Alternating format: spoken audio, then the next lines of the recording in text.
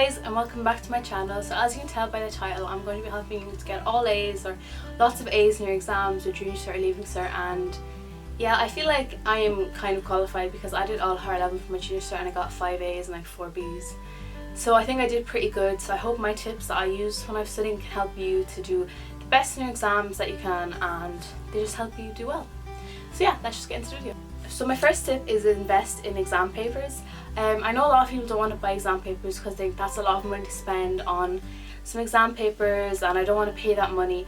But personally for me, exam papers are like my saving grace for some subjects. Like say for maths, you can't really study maths, you have to practice maths. So all I did was I continually practiced the exam papers until I actually like finished the entire maths exam papers book, which if anyone knows, that is really big, and I finished all of it and I ended up getting an A in my maths. So exam papers are really worth it, and I studied with my exam paper for history. I got an A in history, geography, A in geography.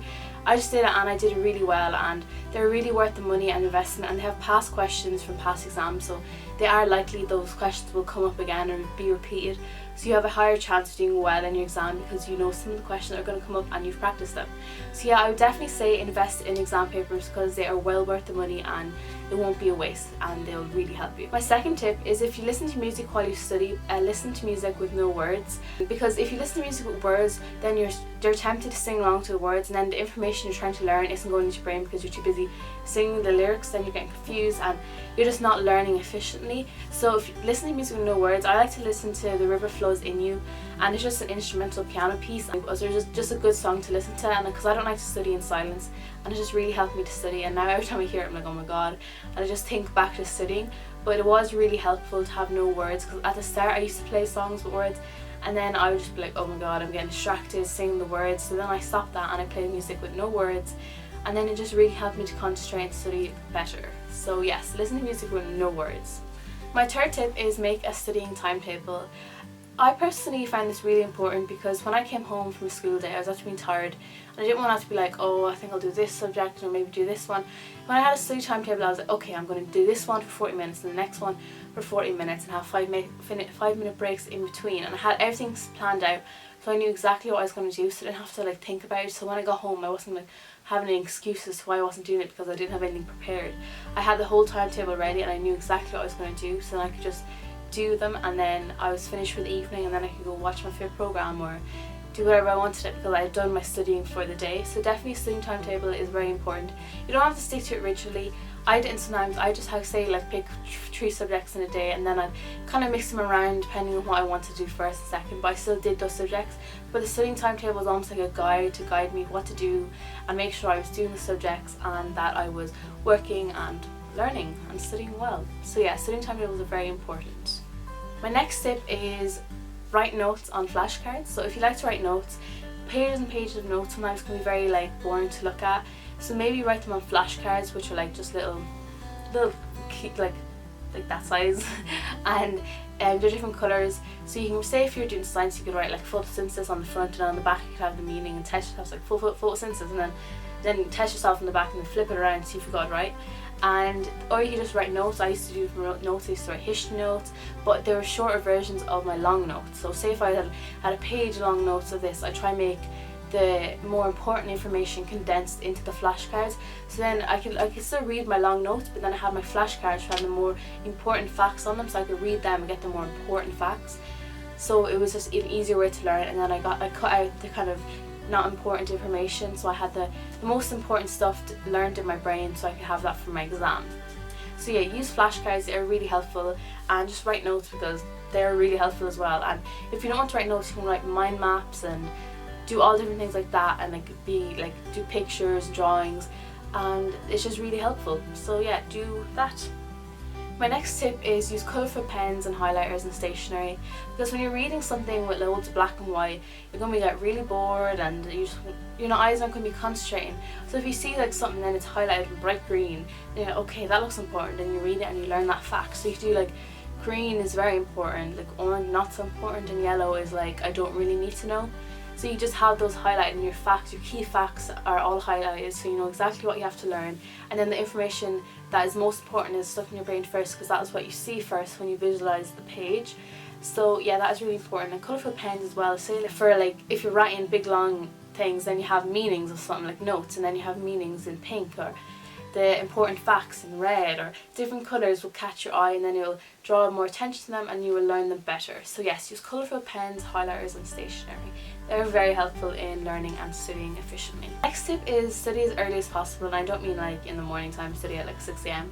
I mean if your exam is in like a few months, then start now. Don't wait until the last minute to study, because you will regret it and then you end up like trying to fit everything into a little space of time, which is not good. So study as early as possible, but don't worry if your exam, say if you're after finishing your mocks now for your junior cert or leaving cert and you're like, I did horrendous in my mocks, there's no way I'm going to be able to turn that around. Don't worry, because I didn't do too well in my mocks, but like I didn't do bad either. Just I wasn't happy with my result, and then because I've just been so unmotivated from before that, I just didn't feel like I wanted to study. I just wasn't in a good like headspace. But then I just turned myself around and was like, Ruth, you want to do well, you want to get a good result in your junior cert, so just do it. And I like knuckled down and I studied, and I did really well in my junior cert, and that's because I was like, okay, you need to concentrate. And then I did it. In the space of a few months, I turned my whole result around and I did really well on my junior cert. So it is possible. Don't be worrying like, oh my god, I'm actually doing really bad in my mock, I'm not going to be able to turn it around, because believe me, you will be able to. So don't be panicking and just get your head down and start studying again properly and efficiently, and you will do really well. My next tip kind of contradicts my last tip, but if necessary, cram your subjects. So say if it's like 2 nights before your exam and you're like, oh my god, I forgot a section in history, do try cram it, because that chunk can be really important in your exam. You don't want to miss out on that chunk. And I know a lot of teachers are like, the night before your exam, just go to bed early and do this. Like, no, I'm not going to do that. I didn't do that anyway. The night before my exam, I did go to bed a bit earlier than usual, but I still studied all my subject that I had the next day, because you want that information to be fresh in your brain, not just going to hope that's in your brain from when you studied it last, like 2 weeks ago. Like, you want to be fresh in your brain. So do study the night before, and even in the morning of the exam, if you have flashcards and you have time for exam, be studying them, because you want the information to be fresh in your brain. And cramming, I know it's not good for the long run, but it does keep, that information will be retained in your brain for a little while anyway, just to get you over the exam. So if you have to cram, do, because you do want to do well. So get as much information into your exam page as possible, and if that involves cramming, just do it. Okay, my next tip is every half an hour to 40 minutes take study breaks for 5 minutes. So it is actually proven that our brain can't concentrate for more than, I think, 35 minutes. So if you do 40 minutes, you have the first 5 minutes to kind of settle in, figure out what you're going to do, and then the last 5 minutes to just finish off some notes and just finish off the work you're doing. And then after that, take 5 minutes break, and then time that 5 minutes, so then you know exactly how long you're going to be there for taking breaks. So getting a snack, going on social media, just going to the bathroom, and making food, I don't know, whatever you're doing, time it, so then you don't go over your time. Because I know sometimes I haven't timed that, and then it'd be like an hour later and I'd be like, oh my god, I haven't studied, and then I have to go study and I have to stay up later because I took such a long study break, and I need to catch up on the subjects that I was going to study. So take a 5 minute break and time yourself, and then don't let it go over 5 minutes, because you will regret it then. So yeah, take a break every 30 to 40 minutes and have it for 5 minutes long. Okay, number 9 is make checklists. Checklists are very important. Well, they were for me anyway. So if I was going to, I used to set out in weeks. So I was like, okay, this week I'm going to cover all historians, archaeologists and ancient Ireland in history. I used to get a list and okay, that's what I'm going to cover, and then break it down into their headings, and then I just tick them off as I go along, and then I'll be okay, I have that done. Now next week I'll do this one, and next week I'll do this one, and then slowly over time I had like the whole thing done, and it was really good. And it just is really helpful to have a plan of what you're going to do in a week or a day, and just follow and tick them off. You're like, yes, I did that now, next thing. And if you don't like finish them in 1 week, you have to carry the subjects on to the next week. So then the next week you're going to get, okay, I need to get this done, because I do not want to carry on more information on to the next week or more work to do.